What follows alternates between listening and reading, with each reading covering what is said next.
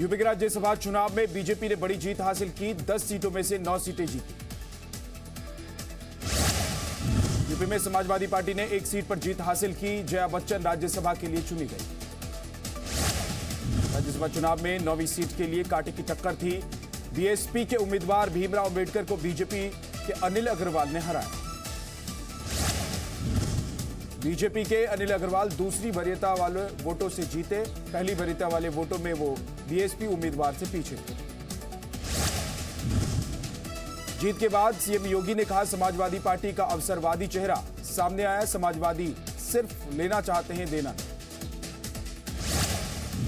CM Yogi Adityanath ने जीत का श्रेय बीजेपी अध्यक्ष अमित शाह को दिया। कहा, पीएम के मार्गदर्शन में अमित शाह की रणनीति से जीत मिली। योगी ने पार्टी के विधायकों और समर्थकों को जीत की बधाई दी। निर्दलीय समर्थकों को मदद के लिए धन्यवाद दिया। पीएम मोदी ने राज्यसभा में बीजेपी उम्मीदवारों को जीत पर बधाई दी। कहा, उम्मीद है वो जिसे राज्य से चुनकर आए हैं वहां की बात प्रभावी ढंग से बताएंगे, रखेंगे। राज्यसभा में जीते सभी उम्मीदवारों को राज्यसभा सांसद सुभाष चंद्रा ने शुभकामनाएं दी। कहा, ईश्वर को आपको काम करने का सामर्थ्य दे। यूपी बीजेपी के अध्यक्ष महेंद्र नाथ पांडे ने जीत की बधाई दी। पार्टी के विधायकों को धन्यवाद कहा। राज्यसभा चुनाव में बड़ी जीत पर बीजेपी कार्यकर्ताओं ने जश्न मनाया। मिठाइयां भी बांटी गई। एसपी के हार पर सतीश मिश्रा का आरोप, चुनाव में धन बल का इस्तेमाल हुआ। रिटर्निंग ऑफिसर पर लगाया पक्षपात का आरोप।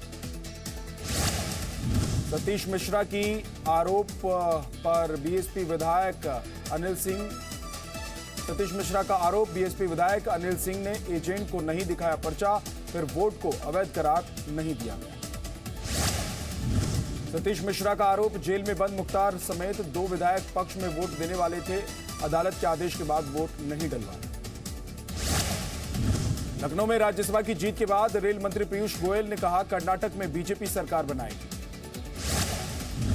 कर्नाटक राज्यसभा चुनाव में कांग्रेस ने 3 सीट पर जीत हासिल की, जबकि बीजेपी को 1 सीट मिली।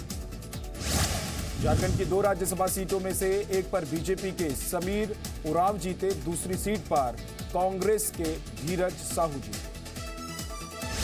पश्चिम बंगाल में टीएमसी के 4 उम्मीदवार राज्यसभा चुनाव जीते। कांग्रेस के अभिषेक मनु सिंघवी भी राज्यसभा पहुंचे।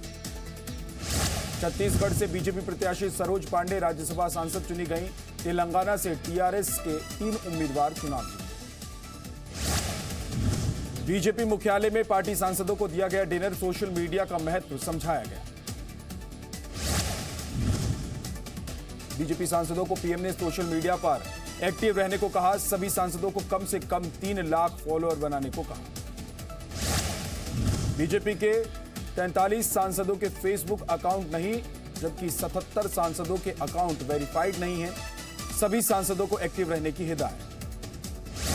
पीएम मोदी ने सांसदों से कहा, सोशल मीडिया के जरिए सरकार की योजनाओं का प्रचार प्रसार करना चाहिए।